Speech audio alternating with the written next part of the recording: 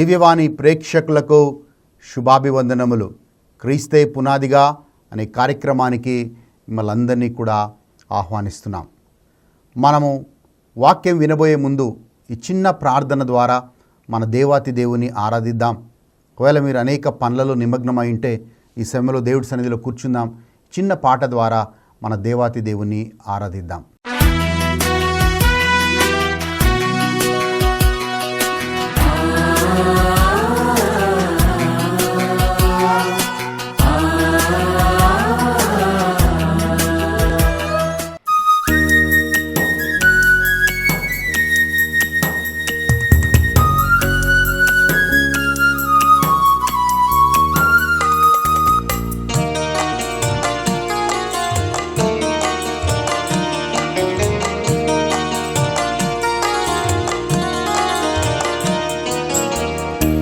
పదములు చాలని ప్రేమ ఇది, స్వరములు చాలని వర్ణనిది.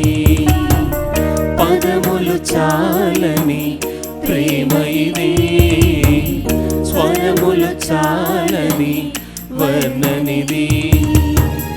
కరములు చాచి నిన్ను కౌగిలించి పెంచిన కన్నవారి కంటే ఇది మిన్నయైన ప్రేమ.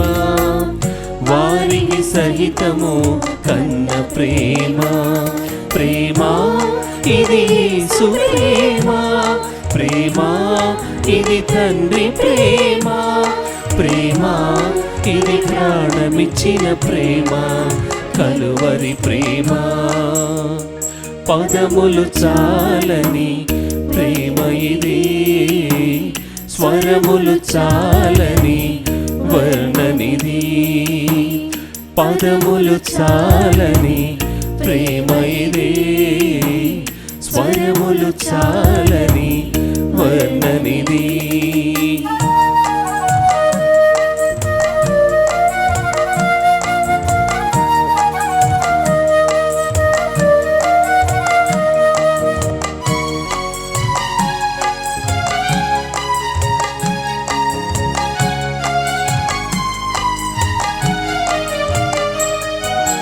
నవమాసం మోసి ప్రయోజకులను చేసిన కన్న బిడ్డలే నిన్ను వెలివేసిన.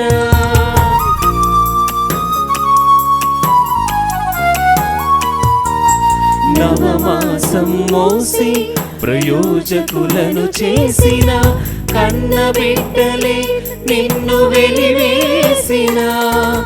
తన కరముల చాపి ముదిమి వచ్చు వరకు, తన కరముల చాపి ముదిమి వచ్చు వరకు నిన్నెత్తుకొని ఆదరించు ప్రేమ.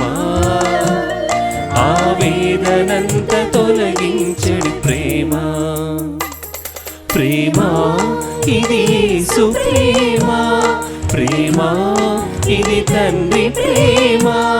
ప్రేమ ఇది ప్రాణమిచ్చిన ప్రేమ, కలువరి ప్రేమ. ప్రేమ ఇది యేసు ప్రేమ. ప్రేమ ఇది తండ్రి ప్రేమ. ప్రేమ ఇది ప్రాణమిచ్చిన ప్రేమ, కలువరి ప్రేమ. పదములు చాలని ప్రేమ ఇది, స్వరములు చాలని వర్ణనిది. పదములు చాలని ప్రేమ ఇది, స్వరములు చాలని వర్ణనిది.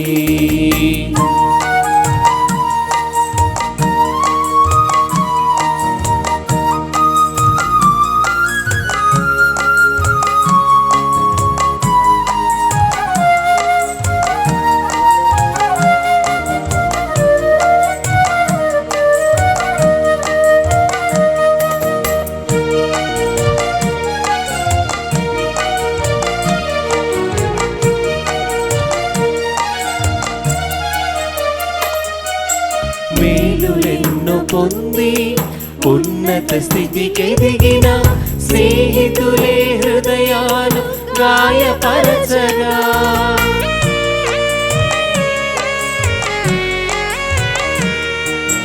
మేలులెన్నో పొంది ఉన్నత స్థితికెదిగిన స్నేహితులే హృదయమును గాయపరచగా మేలులతో నింపి అద్భుతములు చేసి మేలులతో నింపి అద్భుతములు చేసి క్షమించుట నేర్పించడి ప్రేమ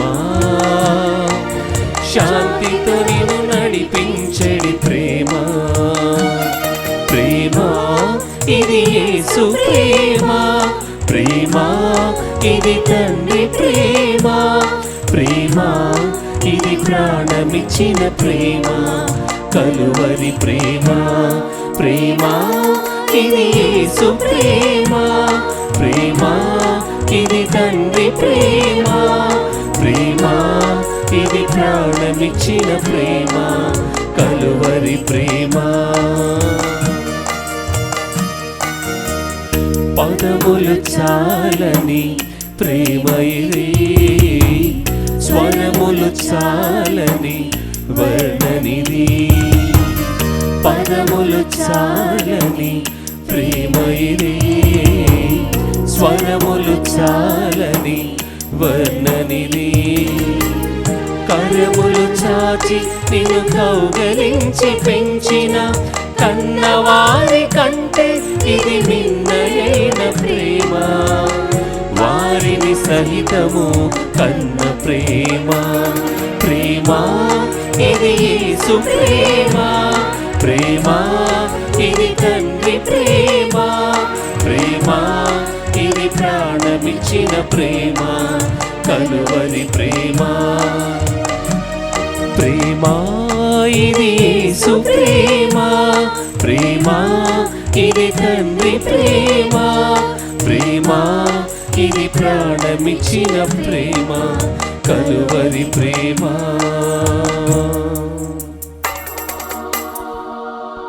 తలలు వంచి వాక్యం వినబోయే ముందు ప్రార్థన చేసుకుందాం. మమ్మల్ని మిక్కిలిగా ప్రేమించు మా తండ్రి, నీకు వందనాలు, నీకు స్తోత్రాలు ప్రభువా. ఆశ్చర్యకరుడవు, అద్భుతాలు చేసే దేవుడవు, మేము పిలువగానే పలికే మా దేవుడవు, అడుగుడి మీకు ఇవ్వబడుతుంది అని పలికిన తండ్రివి ప్రభువా. ఈరోజు నీ సన్నిధిలోకి వస్తూ ఉన్నాం. మేము ఆత్మీయంగా బలపడటానికి మాకు కావలసిన వాక్యాన్ని మాకు అందించమని యేసుక్రీస్తు నామంలో అడిగి వేడుకుంటున్నాము పరలోకపు తండ్రి. Amen, amen.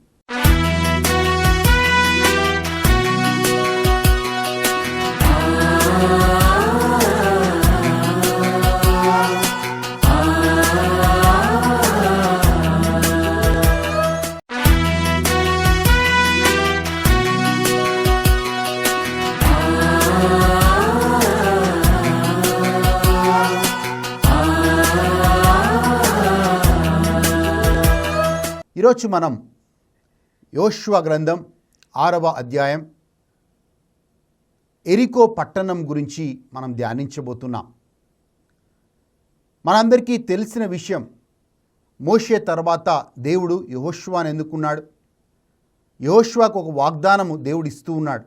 యెహోషువ, నేను మోషేకి ఎలా తోడై ఉన్నానో నేను నీకు కూడా అలాగే తోడై ఉంటాను, నువ్వు భయపడకు అనే మాట, అనే వాగ్దానం దేవుడిచ్చాడు.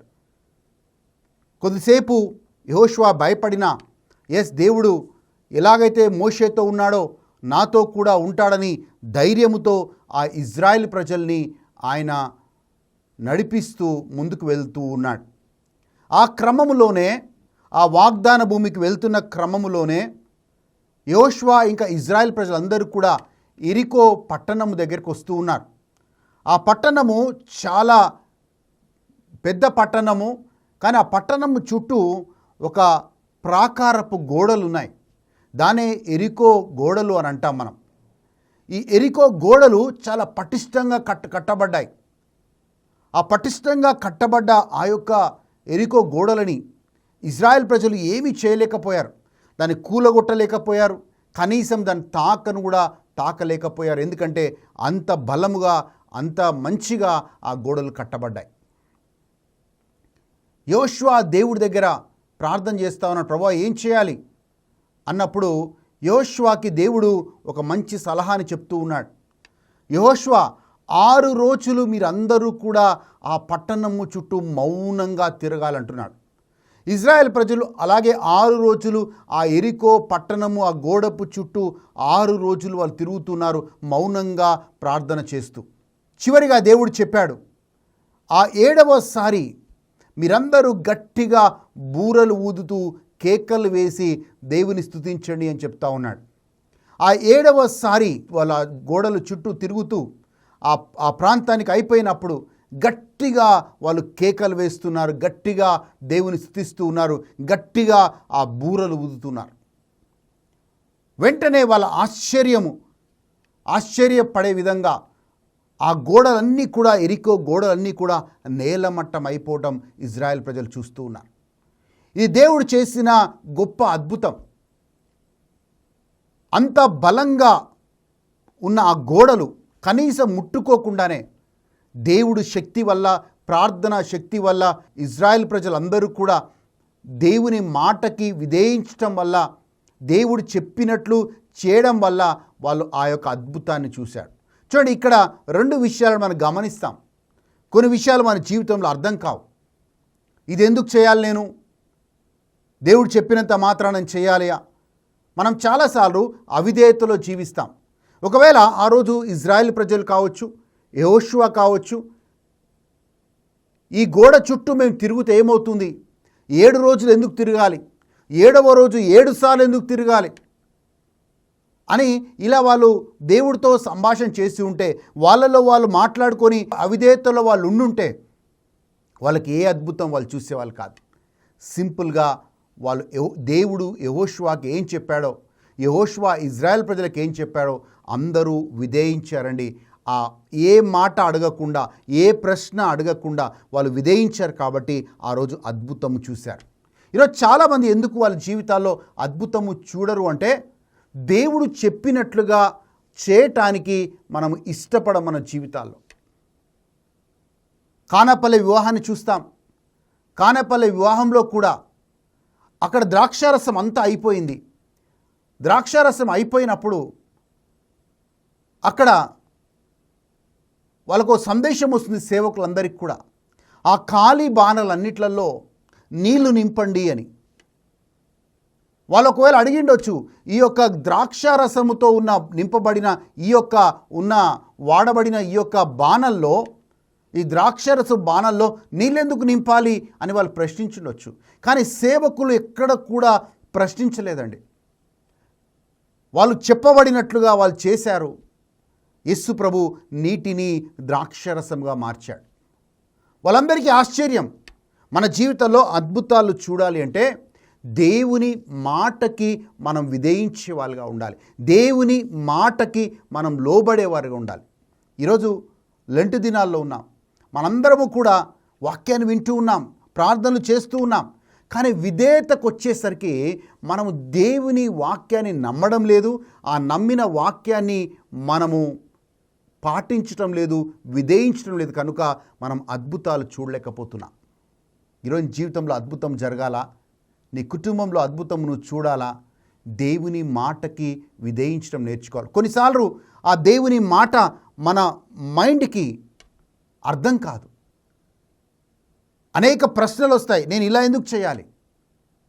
ఉదాహరణకి అదే బైబిల్ గ్రంథంలో నెహమాను ఒక అతను ఉంటాడు. ఈయన ఒక వింగ్ కమాండర్గా ఉంటూ ఉన్నాడు. ఆయన ఒక కుష్ఠరోగం ఆయనకు ఉంది. ఆయన అనేక మంది డాక్టర్ల దగ్గరికి వెళ్ళాడు, ఆయనకు నయం కాలేదు. చాలా డబ్బు ఉంది, అధికారం ఉంది, హోదా ఉంది, కానీ ఆయనకు భయంకరమైన అనారోగ్యం కూడా ఉంది.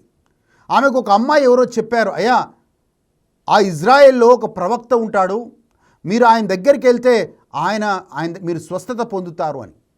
ఆయన ఏం చేశారంటే ఇక అన్ని సామాన్లని రెడీ చేసుకున్నాడు, చాలా గిఫ్ట్స్ రెడీ చేసుకున్నాడు, చాలా బహుమానాలు, బంగారము, డబ్బు అన్నీ రెడీ చేసుకొని ఒక సైన్యముతో, ఒక రికమెండేషన్ లెటర్తో ఆయన ఎలీషా దగ్గరికి వెళ్తూ ఉన్నాడు. ఆ ప్రవక్త దగ్గరికి వెళ్ళినప్పుడు ఆ ప్రవక్త కనీసం ఈ నెహమాన్ని చూడలేదు. ఆయన ఒక మాట చెప్తున్నాడు. ఆ గెహసీ ద్వారా ఆయన దగ్గర ఉన్న ఒక సేవకుడి ద్వారా చెప్పంపుతున్నాడు, ఆ నెహమానుని వెళ్ళి ఆ యోర్దాను నదిలో 7 మార్లు మునగమనండి, ఆయనకు స్వస్థ వస్తుందని చెప్తాడు. మొట్టమొదట ఈ నెహమాను, నేను ఒక హోదాలో ఉన్నాను, ఒక అధికారిగా ఉన్నాను, కానీ ఈ ప్రవక్త కనీసం నాతో వచ్చి మాట్లాడలేదు, ఆయన చేయబెట్టి ప్రార్థన చేయలేదు, ఏమీ చేయకుండా ఆ యోర్దాను నదిలో వెళ్ళి 7 సార్లు మునగమంటున్నాడు అని ఆయన కోపం వచ్చింది. వెళ్ళిపోదాం అనుకున్నాడు. కానీ అక్కడున్న సేవకుడు ఒక అతనున్నాడు, రాజా ఎందుకు మనము ఆ ప్రవక్త చెప్పినట్లుగా చేయకూడదు, నీళ్ళల్లో మునగడమే కదా అని సలహా ఇచ్చినప్పుడు నెహమాను సరేలే అని చెప్పి ఆ యోర్దాను నదిలో ఆయన మునగడం ఆరంభించాడు. ఒక్కసారి మునిగాడు, ఏమీ జరగలేదు. రెండవసారి మునిగాడు, ఏమీ జరగలేదు. అలా 6 సార్లు మునిగాడు, ఏమీ జరగలేదు. కానీ చివరిగా 7వసారి ఆ యోర్దాను నదిలో మునిగి లేచినప్పుడు ఆయన కొత్త చర్మం వచ్చేసింది.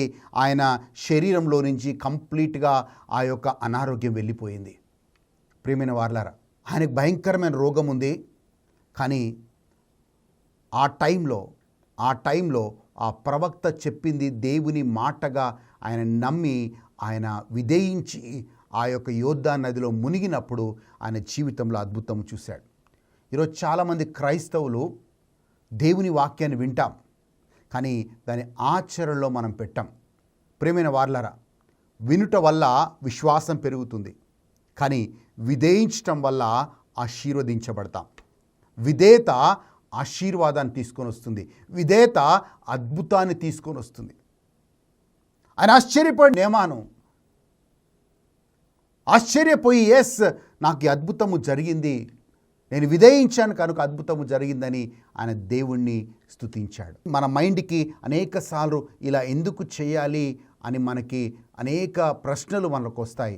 కానీ సింపుల్గా దేవుని మాటని మనము లోబట్టం, మనం నేర్చుకున్నప్పుడు దేవుడు అద్భుతము చేస్తాడు అనే మాటని మీకు చెప్తూ ఉన్నాను. మీరు చూడండి, లూకా సువార్త 5వ అధ్యాయానికి వెళ్దాం. లూకా సువార్త 5వ అధ్యాయంలో కూడా శిష్యులందరూ మనం చూసినట్లయితే వాళ్ళు రాత్రంతా కష్టపడ్డారు, సముద్రంలో చేపల వేటకు వెళ్ళారు. కానీ ఒక్క చేప కూడా వాళ్ళకి దొరకలేదు. నిరాశతో అలసిపోయి ఆ యొక్క సముద్రపు ఒడ్డు దగ్గరికి వచ్చి వాళ్ళు కూర్చున్నారు. ఆ ఉదయాన్నే మన ప్రభు అయిన యేసుక్రీస్తు ఆ సముద్రం ఒడ్డు దగ్గరికి వస్తూ ఉన్నారు. వచ్చి ఆ శిష్యులకు చెప్తూ ఉన్నాడు, అయ్యా మీ వలని కొంచెం ఇంకా లోతుగా వేయండి అని. వాళ్ళందరూ మంచిగా చేపలు పట్టేవాళ్ళు, అనేక సంవత్సరాలుగా చేపలు పడుతున్నారు. వాళ్ళకి తెలుసు సూర్యకిరణాలకి చేపలు ఇంకా లోపలికి వెళ్ళిపోతాయి, అప్పుడు అస్సలు చేపలు దొరకవు అని వాళ్ళకి తెలుసు. వాళ్ళకి ఇంకొక విషయం కూడా వాళ్ళకి తెలుసు, ఏంటంటే రాత్రంతా కష్టపడ్డాం అదే సముద్రంలో, అదే జాలరులు, అదే వలలు, కానీ ఒక్క చేప కూడా వాళ్ళకి దొరకలేదు. నిరాశతో ఉన్నారు, అలసిపోయి ఉన్నారు. ప్రభుతో అని ఉండొచ్చు, ప్రభువా అలసిపోయి ఉన్నాం, రాత్రంతా కష్టపడ్డాం, మాకేం దొరకలేదు, ప్రభా రేపు చూద్దాంలే అని వాళ్ళు వెళ్ళిపోలేదు. యేసు ప్రభు చెప్పిన మాటని వాళ్ళు విధేయించారు. వెంటనే వాళ్ళ వలలు తీసుకున్నారు, వాళ్ళ పడవలెక్కారు, కొంచెం లోతుగా వాళ్ళు వలలు విసిరారు. ఆ వలలు వేసినప్పుడు అక్కడ జరిగిన అద్భుతం ఏంటో తెలుసా అండి? ఆ వల నిండా చేపలు పడ్డాయి. ఎంతగా ఆ చేపలు పడ్డాయంటే వలలో ఆ వల చినిగిపోవటం ఆరంభించింది. ఆ వలని మళ్ళీ ఆ వలలో ఉన్న చేపలని ఆ పడవలో తీసుకున్నప్పుడు ఆ పడవ కూడా మునిగిపోవడం ఆరంభించింది. చూడండి, సింపుల్గా ఏ ప్రశ్నలు అడగకుండా, ఏ ఆర్గ్యుమెంటు చేయకుండా వాళ్ళు యేసు ప్రభు చెప్పినట్లుగా వాళ్ళు చేశారు. వాళ్ళ ఆశీర్వాదాన్ని చూశారు. ఎంత ఆశీర్వాదం అంటే వలలు పట్టని ఆశీర్వాదం, పడవలు మునిగిపోయేంత ఆశీర్వాదం. ఈరోజు నీ స్వస్థత విషయంలో, నీ ఆర్థిక ఇబ్బందుల విషయంలో, నీ కుటుంబ సమస్యల విషయంలో నువ్వు ప్రార్థన చేస్తున్నావేమో. ప్రార్థన చేస్తాం చాలామందిమి, కానీ ఆ ప్రార్థన చేసినప్పుడు దేవుని వాక్యానికి ఎప్పుడైతే మనం లోబడతామో అప్పుడే మనము దీవించబడతాం, ఆశీర్వదించబడతాం.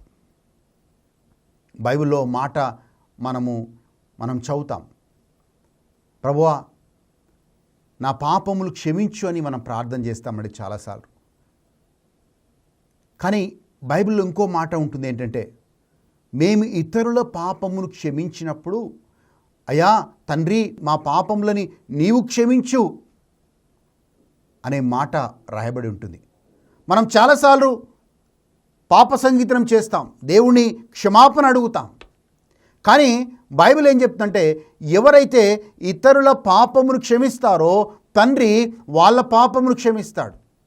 మనకి ఈ రెండో పాయింట్ ఇష్టం లేదు, మనము ఇతరుల పాపమును క్షమించము కనుక మన పాపములు క్షమించబడవు. వేరే వాళ్ళ మనం క్షమించము, కానీ మన పాపములు మాత్రం మన దేవుడు మనల్ని క్షమించాలి అని ఆశపడతాం. లేదండి, మనం ఖచ్చితంగా బైబిల్ ఏం చెప్తుందంటే మీరు ఇతరుల పాపమును క్షమించినప్పుడు తండ్రి మీ పాపములు క్షమిస్తాడు. మనం ఇతరుల పాపము క్షమించం, కానీ దేవుడి దగ్గరికి వచ్చి అయ్యా మమ్మల్ని క్షమించయ్యా, అన్నిటి మీద క్షమించయ్యా అని ప్రార్థన చేస్తాం. మనం ఇతరుల మీద కనికరము చూపము, కానీ దేవుడు మన మీద కనికరము చూపాలని ఆశపడతాం. మనం ఇతరులను ప్రేమించం, కానీ దేవుడు మనల్ని ప్రేమించాలని మనం ఆశపడతాం. ప్రియమైన వాళ్ళారా, లెంట్ దినాల్లో ఉన్నాం, ఉపవాస దినాల్లో ఉన్నాం. నువ్వు ఇతరుల పాపమును క్షమించినప్పుడు తండ్రి నీ పాపమును క్షమిస్తాడు. ఈరోజు మనం ఆ ధైర్యం తెచ్చుకుందాం, ఇతరులను మనం క్షమిద్దాం. ఎప్పుడైతే ఇతరులని మనం క్షమిస్తామో కనికరం గల దేవుడు మన పాపములను కూడా క్షమించేవాడిగా ఉంటాడు. వినటమే కాకుండా విధేయతలోకి మనము రావడానికి చూద్దాం. దేవుని వాక్యం కొన్నిసార్లు కఠినంగా ఉండొచ్చు. నీ భయంకరమైన శత్రువుని క్షమించమని దేవుడు చెప్తుండొచ్చు. చాలా నీకు అన్యాయం చేసిన వారిని క్షమించమని చెప్తుండొచ్చు. అదే నీ అనారోగ్యం ఆపుతుండొచ్చు, అదే నీ యొక్క ఆశీర్వాదాన్ని ఆపుతుండొచ్చు. ప్రియమైన వాళ్ళారా, దేవుని వాక్యానికి లోబడినప్పుడు, దేవుని వాక్యానికి విధేయించినప్పుడు మనం అనేక సందర్భాల్లో ఆశీర్వాదాలు చూసుకుంటూ వచ్చాం. దేవుడు మీరు విధేయత చూపినప్పుడు మీ కుటుంబంలో అద్భుతము చేయునుగాక. ఆ రోజు ఎరికో పట్టణములో ఎరికో గోడల విషయంలో విధేయత చూపించినప్పుడు అద్భుతము చేసిన దేవుడు నీ కుటుంబంలో అద్భుతము చేయునుగాక. నెహమాను విధేయత చూపినప్పుడు ఆయన జీవితంలో చేసిన అద్భుతం నీ జీవితంలో దేవుడు చేయునుగాక. కానాపల్లి వివాహంలో ఆ సేవకులందరూ విధేయత చూపినప్పుడు నీటిని ద్రాక్షారసంగా మార్చబడే అద్భుతము చూసినట్లుగా మీ జీవితంలో కూడా మీరు అద్భుతము చూద్దురుగాక.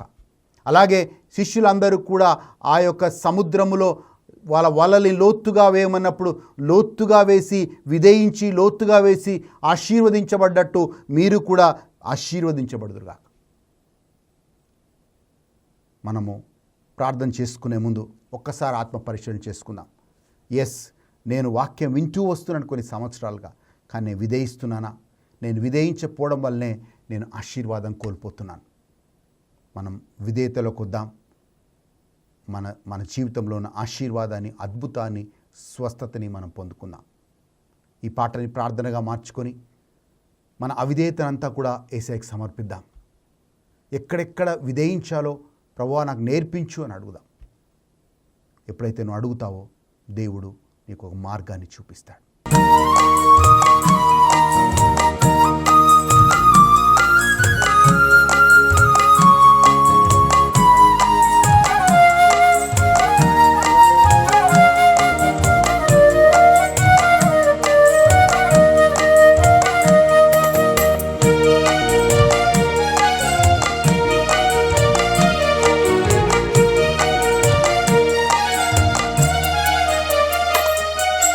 మేలులెన్నో పొంది ఉన్నత స్థితికి ఎదిగిన స్నేహితులే హృదయాలు గాయపరచగా,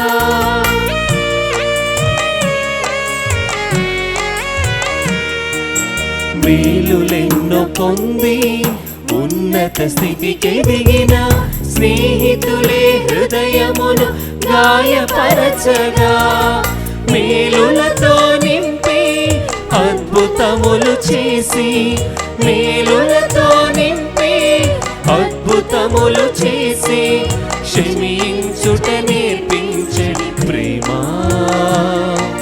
శాంతితో నిన్ను నడిపించడి ప్రేమ ప్రేమ ఇది యేసు ప్రేమ ప్రేమ ఇది తండ్రి ప్రేమ ప్రేమ ఇది ప్రాణమిచ్చిన ప్రేమ కలువరి ప్రేమ ప్రేమ ఇది యేసు ప్రేమ ప్రేమ ఇది తండ్రి ప్రేమ ప్రేమ ఇది ప్రాణమిచ్చిన ప్రేమ కలువరి ప్రేమ పదములు చాలని ప్రేమ ఇది స్వరములు చాలని వర్ణనిది పదములు చాలని ప్రేమ ఇది స్వరములు చాలని వర్ణనిది కరములు చాచి నిన్ను కౌగలించి పెంచిన కన్నవారి కంటే ఇది మిన్నయైన ప్రేమ వారిని సహితము కన్న ప్రేమ ప్రేమ ఇది యేసు ప్రేమ ప్రేమ ఇది తండ్రి ప్రేమ ప్రేమ ఇది ప్రాణమిచ్చిన ప్రేమ కలువరి ప్రేమ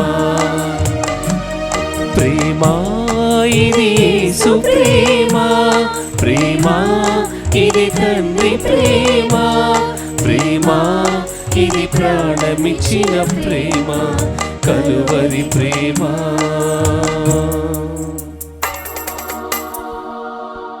తల్లు వంచుదాం, ప్రార్థన చేసుకుందాం. ప్రభువా నీకు వందనాలు, నీకు స్తోత్రాలు నాయన. నాయన ఈరోజు నీ సన్నిధిలోకి మేము వస్తూ ఉన్నాం ప్రభువా. మేమందరము కూడా అనేక మార్లు వాక్యాన్ని వింటూ ఉన్నాం నాయన, కానీ ఆ వాక్యం విధేయించడం లేదు ప్రభువా. మేము అందుకే మేము ఆశీర్వాదం చూడలేకపోతున్నాం, అందుకే మేము అద్భుతాలు చూడలేకపోతున్నాం. అనేక మార్లు వాక్యాన్ని వింటున్నాం, పదే పదే వాక్యం వింటున్నాం, యూట్యూబ్లో వాక్యాన్ని వింటున్నాం ప్రభువా, టీవీలో వాక్యాన్ని వింటున్నాం, కానీ విన్న వాక్యం మా జీవితంలో ఆచరణలో పెట్టలేకపోతున్నాం. కాబట్టే నాయన ఆశీర్వాదం చూడలేకపోతున్నాం. ప్రభువా విన్న వాక్యాన్ని లోబడి జీవించే కృపను మాకు దయచేయమని యేసు క్రీస్తు నామములో అడిగి వేడుకుంటున్నాము తండ్రి. Amen amen. మళ్ళీ వచ్చే వారం ఇదే సమయానికి క్రీస్తే పునాదిగా అనే కార్యక్రమం ద్వారా కలుద్దాం. దేవుడు మిమ్మల్ని మీ కుటుంబాలని దీవించునుగాక. God bless you.